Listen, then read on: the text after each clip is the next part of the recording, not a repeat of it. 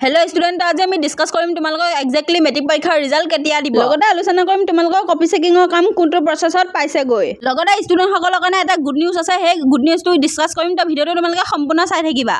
তো যেতিয়া তোমালোকে এক্সাম হলত এক্সাম দি থাকা তেতিয়া কিন্তু ইমান এটা ভয় নালাগে যিমান ভয় ৰিজাল্টৰ কাৰণে লাগে তো এতিয়া মেইন কথা হৈছে তোমালোকৰ ৰিজাল্ট কেতিয়া দিব তো এপ্ৰিলৰ 9 আৰু 14 তাৰিখে তোমালোকৰ 9 তাৰিখে ইলেকশ্যন আছে আৰু 14 তাৰিখে বিহু ষ্টাৰ্ট হৈ যাবগৈ তো বহুতে কৈ আছে ইলেকশ্যন আৰু বিহু পিছতহে ৰিজাল্ট দিব কিন্তু তেনেকুৱা নহয় ইলেকশ্যন আৰু বিহু পিছত ৰিজাল্ট নিদিয়ে তাৰ আগতে কিন্তু তোমালোকক ৰিজাল্ট দি দিব তো যেহেতু এপ্ৰিলৰ 9 তাৰিখে ইলেকশ্যন আছে তো এপ্ৰিলৰ ফাৰ্ষ্ট উইকতে তোমালোকক কিন্তু ৰিজাল্টটো ঘোষণা কৰি দিব তোমালোকৰ এটা ৰিজাল্টৰ ডেটটো কোন তাৰিখে দিয়া বেছি চান্স আছে তো তোমালোকে গোটেই ভিডিওটো সম্পূৰ্ণ চাই থাকা আৰু তোমালোকে ফাৰ্ষ্ট এণ্ড ৰিয়েল ইনফৰমেশ্যন পাবলৈ আমাৰ এই চেনেলটো ছাবস্ক্ৰাইব কৰি থৈ যাবা যাতে তোমালোকে সোনকালে আপডেটবোৰ লাভ কৰিব পাৰা তো তোমালোকৰ কিন্তু এটা কপি চেকিংৰ কাম শেষ হৈ গৈছে তো শিক্ষা বৰ্ডৰ পৰা এটা নিৰ্দেশো দিয়া হৈছিল যে তোমালোকৰ 13 মাৰ্চৰ ভিতৰতে কামবোৰ শেষ কৰিব লাগিব কিয় কাৰণ এইবাৰ ইলেকশ্যনো আহি আছে তো তোমালোক সকলোৱে জানা যে গোটেই অসমত এপ্ৰিলৰ 9 তাৰিখে ইলেকশ্যনো আহি আছে তো ষ্টুডেণ্ট সকলৰ কাৰণে এটা গুড নিউজো আছে তো সেই গুড নিউজটোনো কি হয় গোটেইটো কথা ডিসকাস কৰি আছো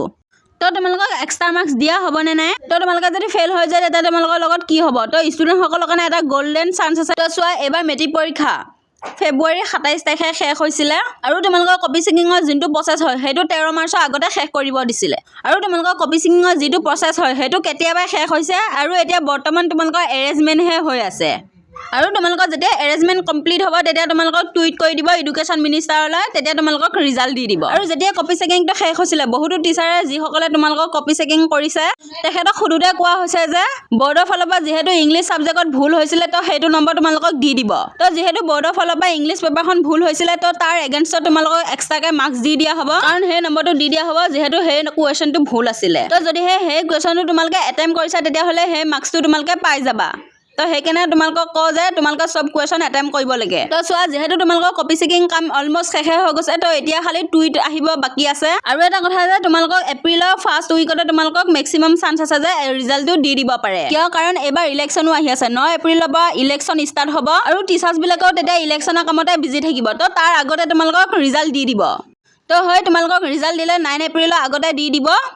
কিন্তু এক্সাক্ট কোনটো তাৰিখে দিব হেতু আমি ডিসকাস কৰিম তো ইয়াত তোমালোকে যদি ক্যালেন্ডাৰখন চোৱা চাব পাৰিবা যে কোন কিদিন বন্ধ আছে তোমালোকৰ তো 3 তাৰিখেটো গুড ফ্ৰাইডে আছে 5 তাৰিখেটো সানডে পৰি গৈছে গৈ আৰু 9 তাৰিখে আকৌ ইলেকশ্যন আছে তো হে ইলেকশ্যনৰ আগৰ কেইদিন মানৰ আগতে যিহেতু টিচাৰ্ছ বিলাকও ৰেডি হ'ব লাগিব তো 7 8 9 তো এই কিদিন কিন্তু দিয়াটো চান্সটো কম আছে তো জিন কিদিন ৰিজাল্ট দিয়াটো চান্সটো কম আছে তো হেখিনি আমি ৰেড কালাৰ দি মাৰ্ক কৰি দিছো চাব পাৰা লগতে যেহেতু 15 তাৰিখৰ পৰা বিহু ষ্টাৰ্ট হৈ যাব তো হেকিদিনটো বন্ধ হৈ থাকিব 3 দিন মান মেক্সিমাম চান্স আছে যে 2 আৰু 4 তাৰিখে ৰিজাল্টটো দি দিব পাৰে তো এইটো এটা কিন্তু প্ৰিডিকচন হে হয় তো ডাইৰেক্ট কোৱা হোৱা নাই যেতিয়া অফিচিয়েল নোটিছ আহে তেতিয়া তোমালোকক আপডেটবোৰ দি দিম কিন্তু চান্সেছ আছে তোমালোকে দেখিলে গম পাবা যে কোৱা হৈছে যে বিহু আগত দিব আৰু ইলেকশ্যনৰ আগত দিব তো হেকিদিন চান্সেছ বেছি আছে তো যদি হে গ্ৰীণ জোনখিনিত নিদিয়ে তেতিয়া মেক্সিমাম চান্স আছে যে ইয়েলো জোনখিনিত দি দিব পাৰে তো চোৱা তোমালোকক গেছ মাৰ্ক দি পেলাই পাছ কৰাই দিয়া হ'ব তো তোমালোকক যদি গেছ মাৰ্ক দি পেলাই পাছ নকৰা তেতিয়াহ'লে তোমালোকৰ এটা সেকেন্ড চান্সও আছে তো সেই সেকেন্ড চান্সটোক আমি ডিসকাস কৰি আছো তো যদি হে তোমালোকে ইন কেছ এটা দুটা সাবজেক্টত ফেল হৈ যোৱা তেতিয়া তোমালোকৰ কিন্তু একো নহয় তো যদি হে তোমালোকে এটা দুটা সাবজেক্টত ফেল হৈ যোৱা তেতিয়া তোমালোকে